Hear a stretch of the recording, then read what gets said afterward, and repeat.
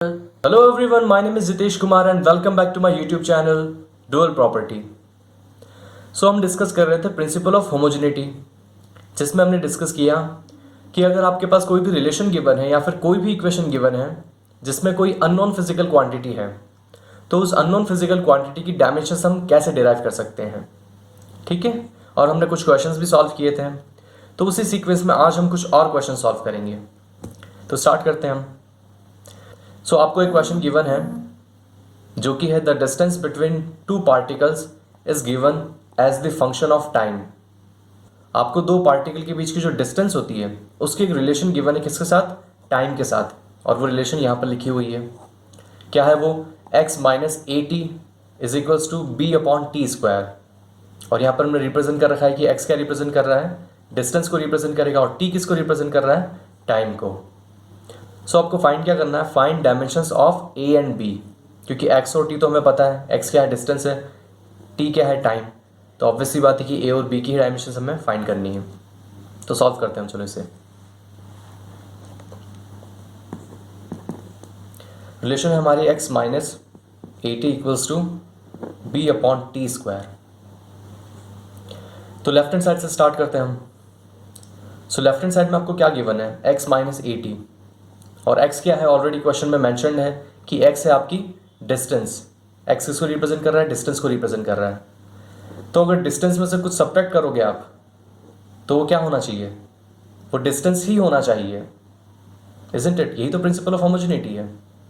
Distance में अगर आप कुछ सब्ट्रैक्ट करोगे तो आपको डिस्टेंस ही सब्ट्रैक्ट करनी होगी।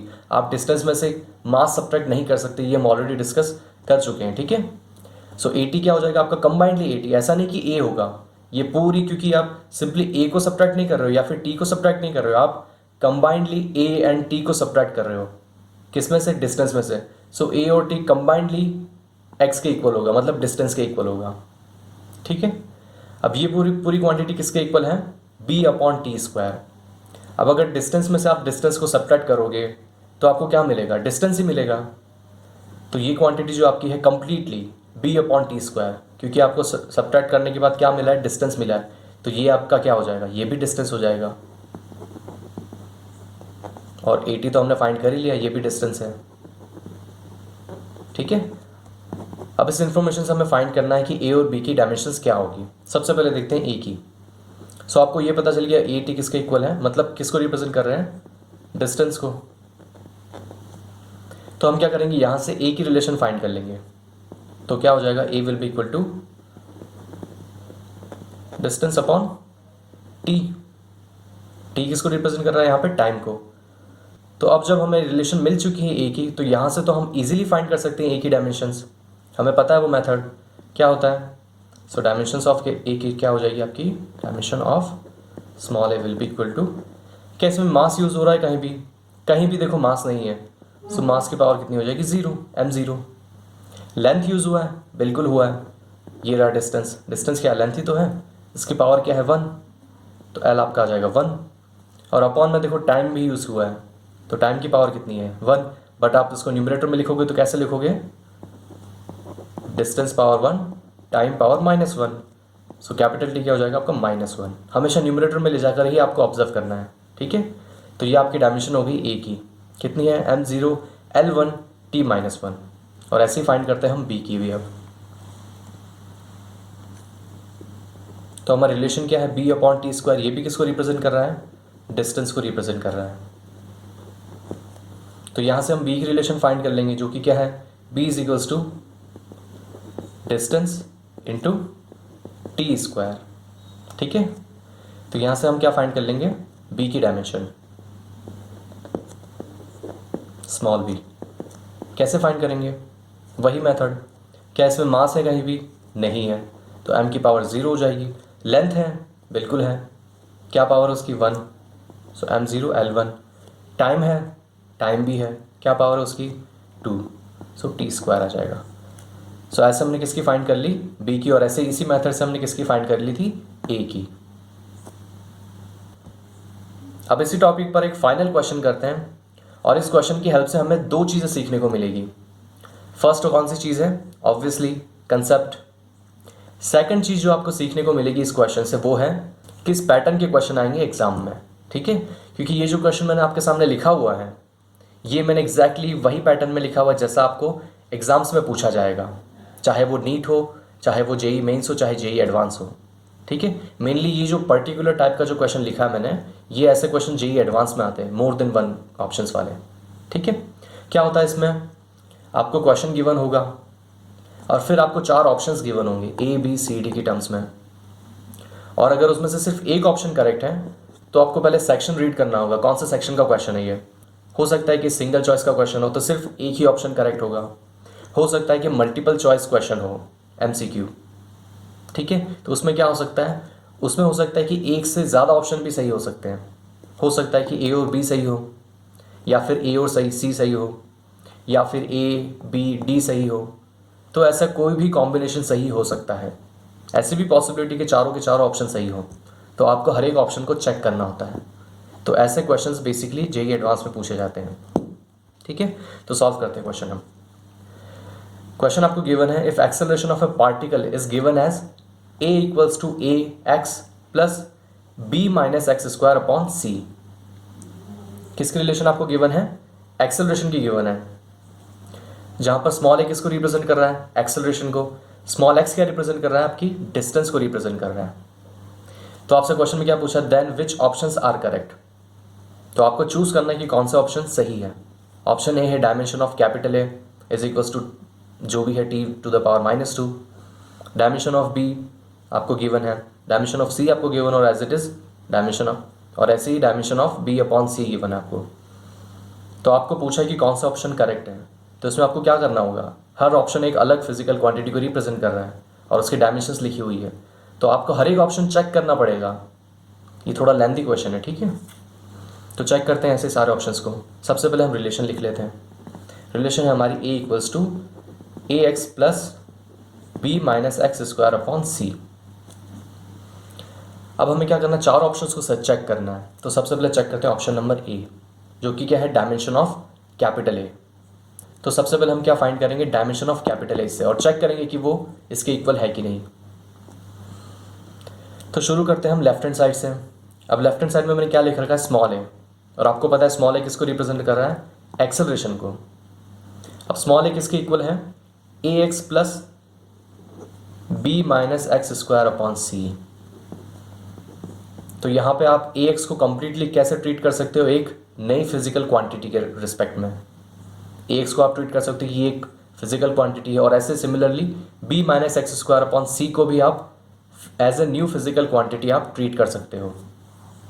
क्लियर है। तो यहाँ मैंने क्या कर रखा है, एक फिजिकल क्वांटिटी को दूसरी फिजिकल क्वांटिटी में ऐड किया है, और वो किसके इक्वल है, एक्सेलरेशन के इक्वल है। तो ऐसे क्वेश्चन हम पहले भी कर चुके हैं, जहाँ हम 2 क्वांटिटी को ऐड करते हैं और तीसरी क्वांटिटी हमें गिवन होती है। तो जो तीसरी क्वांटिटी वो कौन सी है, एक्सेलरेशन। अब आप 2 फिजिकल क्वांटिटीज को अगर ऐड करते हो तो आपको क्या मिलता है, एक्सेलरेशन। तो ये दोनों फिजिकल क्वांटिटी क्या होनी चाहिए, ये खुद भी एक्सेलरेशन ही होनी चाहिए, ठीक है। क्योंकि एक्सेलरेशन में जब आप एक्सेलरेशन ऐड करोगे तभी आपको जाकर के एक्सेलरेशन मिलेगा। तो ये भी क्या हो गया आपका एक्सेलरेशन, और ये भी क्या हो गया आपका एक्सेलरेशन। खैर हमें फिर सिर्फ अभी ऑप्शन ए चेक करना है, तो हम ए को चेक करेंगे सबसे पहले। तो हमें क्या पता चल गया कि ए एक्स क्या है आपका, किसको रिप्रेजेंट कर रहा है, एक्सेलरेशन को रिप्रेजेंट कर रहा है। क्लियर है। तो यहाँ से हम क्या करेंगे, ए की रिलेशन फाइंड कर लेंगे। तो ए किसके इक्वल आ जाएगा हमारा, एक्सेलरेशन अपॉन स्मॉल एक्स। अब हमें ए की रिलेशन पता चल गई, तो हम अब इजीली फाइंड कर सकते हैं ए की डायमेंशन। कैसे, डायमेंशन ऑफ कैपिटल ए। क्या इसमें मास यूज हो रहा है, अब देखो साफ साफ यहाँ पर मास नहीं लिखा हुआ, कहीं पर भी कहीं नहीं लिखा हुआ एम, ठीक है। मास को कहीं, मास का कहीं जिक्र नहीं है यहाँ, बट हो सकता है कि वो एक्सेलरेशन के अंदर हो, तो हमें चेक करना होगा। तो उसके लिए हमें पहले एक्सेलरेशन की डायमेंशंस पता होनी चाहिए। तो पहले हम एक्सेलरेशन की लिख लेते हैं स्मॉल ए की। वो क्या होता है, उसकी यूनिट क्या होती है, मीटर पर सेकेंड स्क्वायर। तो इसकी डायमेंशन कैसे लिख लेंगे हम, मास है इसमें नहीं है तो m0, लेंथ है बिल्कुल है तो L1 हो जाएगा, और टाइम भी है, सेकंड की पावर कितना है 2, बट इसको न्यूमरेटर में लिखोगे आप तो कितना हो जाएगा -2, तो t आपका हो जाएगा -2। तो ये आपकी हो गई एक्सेलरेशन की डायमेंशन। अब हमें डायमेंशन निकालनी कैपिटल ए की। तो कैपिटल ए किसके equal, acceleration upon x. X क्या है आपका, डिस्टेंस। तो सबसे पहले हम m को चेक करेंगे। m क्या रिप्रेजेंट कर रहा है? मास को। तो इसमें कहीं भी मास है क्या? x तो लेंथ हो गया। अब एक्सेलरेशन भी हमने देख लिया किसके इक्वल है? मीटर पर सेकेंड स्क्वायर के, इसकी यूनिट होती है। तो इसमें भी कहीं मास नहीं है, तो m तो डेफिनेटली हो गया 0। और लेंथ कैसे फाइंड करेंगे हम? तो एक्सेलरेशन आपका क्या होता है? मीटर पर सेकेंड स्क्वायर, बट एक लेंथ ऑलरेडी नीचे गिवन है, तो उसको मैं ऐसे लिख सकता हूँ कि एक्सेलरेशन हमारा हो गया लेंथ। मीटर है, मीटर क्या रिप्रेजेंट करेगी? लेंथ को। तो लेंथ न्यूमरेटर में लेंथ होगी, अपॉन में क्या आ जाएगा? टाइम का होल स्क्वायर। ये किसके इक्वल है? ए के इक्वल है, कैपिटल ए के इक्वल। बट उसमें से हमें क्या करना पड़ेगा? डिवाइड एक्स को। एक्स भी क्या है हमारा? लेंथ। अब देखो क्या हो जाएगा? लेंथ से लेंथ कैंसिल हो जाएगा। कैपिटल ए किसके इक्वल है? सिर्फ 1/t स्क्वायर के। सिर्फ इसमें कौन से को फिजिकल क्वांटिटी आ रही है? टाइम।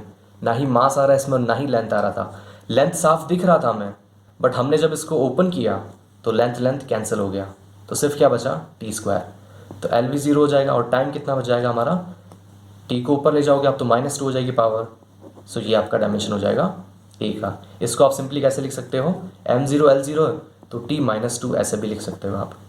अब ऑप्शन नंबर ए चेक करो, तो ए किसके इक्वल है? t-2, और हमारा क्या आया? t-2। तो ऑप्शन ए इज करेक्ट। ऐसे ही हमें बी, सी और डी को चेक करना है। चेक करते हैं बी को।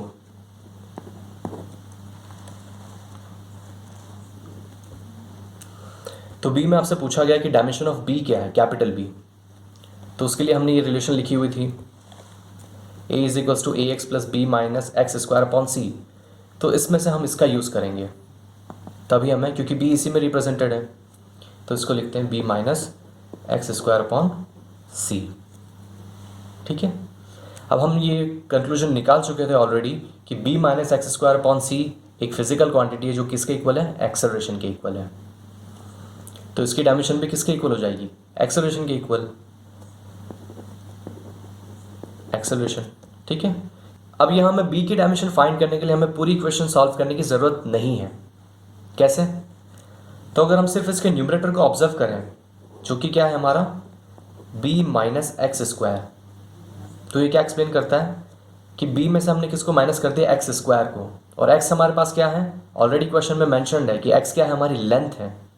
तो लेंथ के स्क्वायर को हमने किस में से माइनस किया है? b में से माइनस किया है। तो b की डायमेंशन कितनी किसके इक्वल होगी? इसी के इक्वल होगी, according to principle of homogeneity. अगर a माइनस बी मैंने किया है और b को मैंने मेंशन कर देता हूँ कि ये एरिया है, ठीक है, जिसकी यूनिट क्या होती है? मीटर स्क्वायर, तो b को भी एरिया ही होना पड़ेगा। ठीक है। तो यहाँ पर एक्स स्क्वायर है तो b भी क्या हो जाएगा आपका? एक्स स्क्वायर के ही डायमेंशन के इक्वल होगा। तो यहाँ पे मैं क्या लिख दूंगा? Dimension of capital B will be equal to dimension of x square. तो हम जानते हैं एक्स स्क्वायर की डायमेंशन क्या होती है? मास इसमें कहीं नहीं है तो m0, लेंथ इसमें है l और उसका स्क्वायर कर रखा है तो l स्क्वायर, और t बिल्कुल नहीं है इसमें तो t0। So dimension of b क्या हो जाएगा आपका? सिर्फ l स्क्वायर, क्योंकि m0 और t0 है। अब ऑप्शन आपका क्या दे रखा है? ऑप्शन में आपको दे रखा है b इज इक्वल्स टू है l square t-2। Option number b की बात कर रहा हूँ मैं। ठीक है। तो हमारे ये आया और ऑप्शन में आपको ये दे रखा, तो ये गलत ऑप्शन है b। ए सही हो गया अभी तक हमारा और बी गलत हो गया। अब हम चेक करते हैं option number C, for option number C. ठीक है। तो हम इस कंक्लूजन पर आ चुके थे कि b minus x square upon जो c है ये किसको रिप्रेजेंट कर रहा है? एक्सेलरेशन को रिप्रेजेंट कर रहा है। मतलब ये जो फिजिकल क्वांटिटी वो कौन सी फिजिकल क्वांटिटी है? एक्सेलरेशन। और हमें b का भी डायमेंशन फॉर्मूला पता चल चुका है कि जो एक्स स्क्वायर का डायमेंशन होगा वही b का डायमेंशन होगा। तो ये पूरी क्वांटिटी की डायमेंशन क्या हो जाएगी यहाँ से? लेंथ का स्क्वायर, इजंट इट? जस्ट हमें अभी पहले डिस्कस किया था कि b का भी क्या हो जाएगा डायमेंशन? इसी के इक्वल।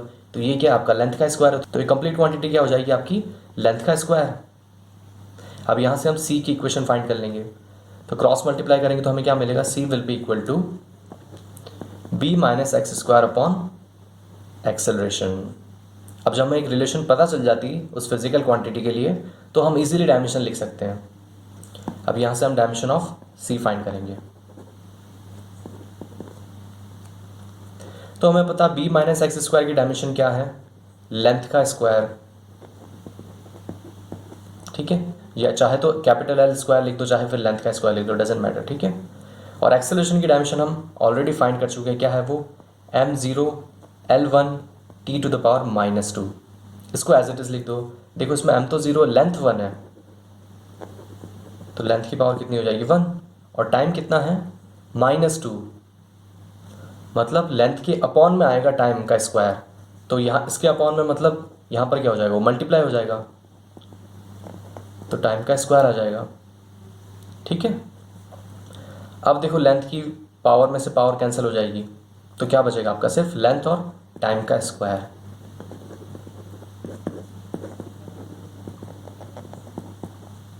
सो यहाँ से हम डायमेंशन ऑफ सी इजीली लिख सकते हैं। किसके इक्वल आ जाएगी वो, देखो कहीं भी मास तो यूज़ हुआ नहीं है, सो m0, लेंथ यूज़ हुआ है उसकी पावर कितनी है 1, सो l1, और टाइम यूज़ हुआ है उसकी पावर यहाँ पर कितनी है +2, ऑलरेडी +2 है, सो t आपका 2 हो जाएगा। और क्वेश्चन में जो ऑप्शन सी दे रखा है आपको वो भी कुछ ऐसा ही है, उसमें आपको गिवन है dimension of C l1 t2, तो हम क्या कहेंगे, ऑप्शन सी आपका क्या है, करेक्ट है, क्योंकि हमारा भी यही आया।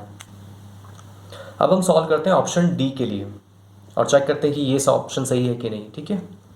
अब ऑप्शन डी में आपसे पूछा है dimension of b upon c, तो यहाँ आप थोड़ा सा कंफ्यूज हो सकते हो, क्योंकि क्वेश्चन में कहीं भी बी अपॉन सी गिवन नहीं है। आपको क्या गिवन है, एक रिलेशन गिवन है बी, जिसमें बी भी इंक्लूड है और सी भी इंक्लूड है, तो वहाँ से आप बी अपॉन सी अगर क्वेश्चन से फाइंड करना चाहो तो नहीं कर सकते हो। बट हमें तो क्या फाइंड करना है, हमें तो डायमेंशन फाइंड करनी है, तो डायमेंशन फाइंड करने के लिए तो हम डायरेक्टली कर सकते हैं, जस्ट बी की डायमेंशन में से सी की डायमेंशन को डिवाइड कर देंगे, तो हमें बी अपॉन सी की डायमेंशन मिल जाएगी इजीली। और हमें पता है बी की डायमेंशन कितनी है, ऑप्शन नंबर बी में हम चेक कर चुके हैं, और किसके इक्वल आई थी वो, एल स्क्वायर के इक्वल आई थी, तो ये बी की डायमेंशन हो जाएगी।